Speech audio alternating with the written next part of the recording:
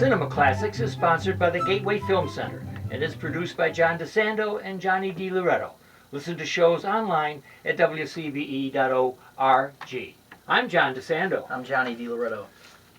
This is Cinema Classics, Mm-hmm. and any year is the year of Citizen Kane. Right. Why do you think people get so annoyed with that movie? Because it isn't a fun movie. I mean, for most people. I think most people who start to get into movies, somewhere along the way will run into this comment that Citizen Kane is the greatest American film. Again, it shows how the limitations of the American imagination, that they can't hear that sentence and take it and not see it for the fluid thing that it really says explore this movie, it's important. Yes. Right. And you know what? It's very much the same thing that we do to these poor kids in grammar school and high school by subjecting them to Shakespeare.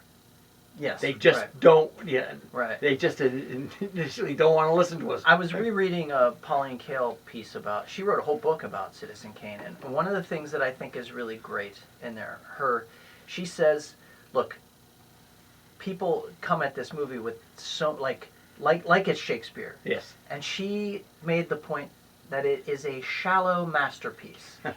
There's not a whole lot of depth, exploration of human depth. It's really just kind of like a extraordinarily well-crafted character study mystery, right? She was quoting another critic who enjoyed the theatrical plays of the 30s, saying that they worked like the mechanisms of a watch. A great play was a watch that laughed. And of course, I thought that was great. And Wells came from a theater background. Of course, it is theatrical. So it is theatrical. He's using the camera theatrically. So we're talking about Mank. Excuse me. Mm-hmm. So we're talking about Mank. Right. And this is about Herman Mankiewicz. Yeah. It's on Netflix. Mm-hmm. And there's a whole controversy about who wrote Citizen Kane. Right.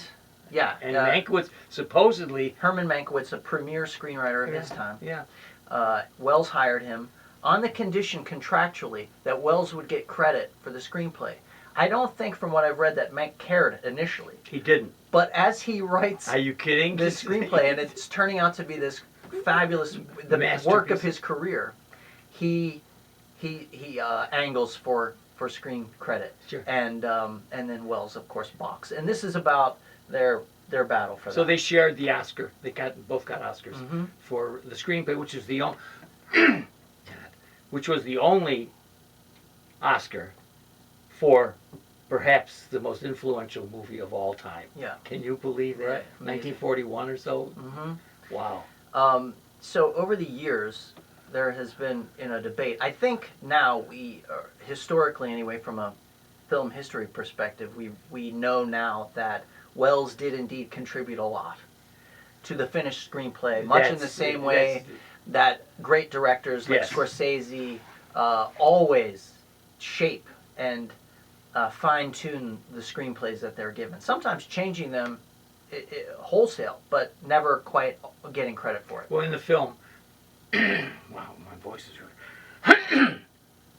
Well, in the film, David Fincher, the director, depicts Mankiewicz as presenting Wells with hundreds of pages of a script. Right. And told him to go to it. Yeah. So that leads me to think that Wells did a lot of massaging. And of course he would have... He would have had to. Yeah.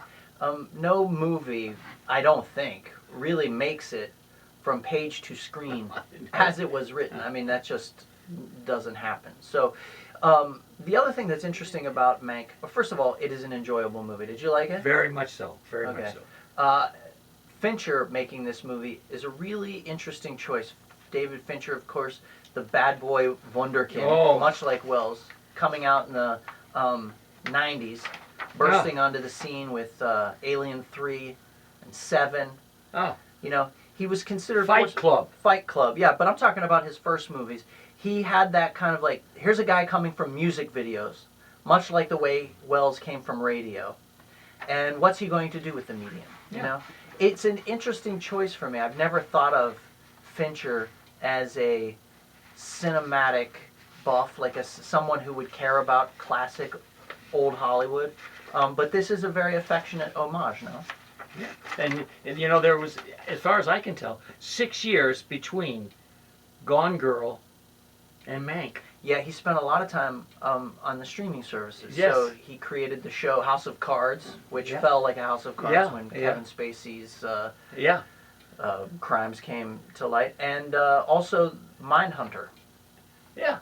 You know, and he has, I digged out a quote. I dug out a quote. Nice. You sound like Franco. I dug out a quote that I knew you would enjoy. Okay. And this maybe give us the essence of Fincher.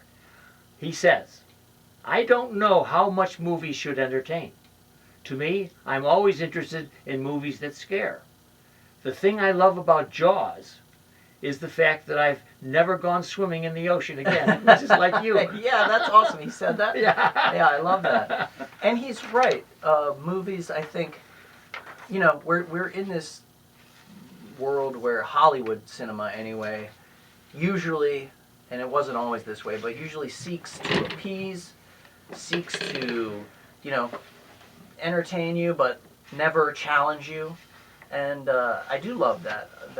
I do think if you love movies, you won't always be satisfied with just movies that kind of pat you on the back and send you away. You want something that disrupts your perspective. Otherwise, there's no point. So you can see if Pauline Kael were alive today, what her criticism of Mank would be. Yeah. Way too superficial. Way too many characters. Let me just read just a few. Okay. Marion Davies, Joe Mankiewicz, Louis B. Mayer, John Houseman, David O. Selznick, Orson Welles, William Randolph Hearst, Irving Thalberg.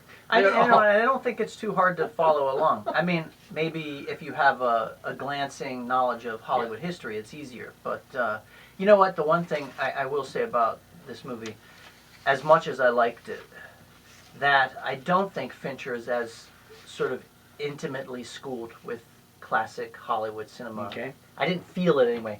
I kept watching it and thinking, what if the Coen brothers had made it?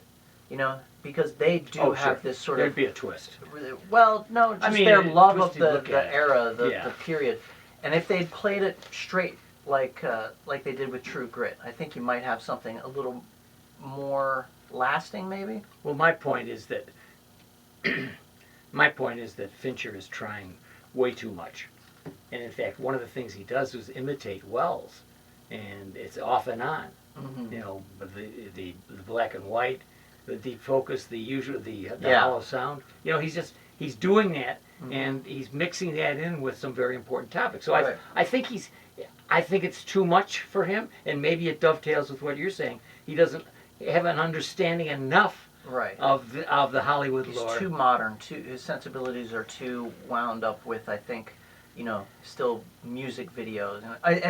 As careful as he is about his mise-en-scène and his shot selection. Anyway, look, I have continued to enjoy this guy's films. The later in his career we get, the less concerned he is with style for style's sake, and the more he likes to tell a good, riveting story. And this one is indeed riveting. Are we done? Yeah. Wow. We've been done.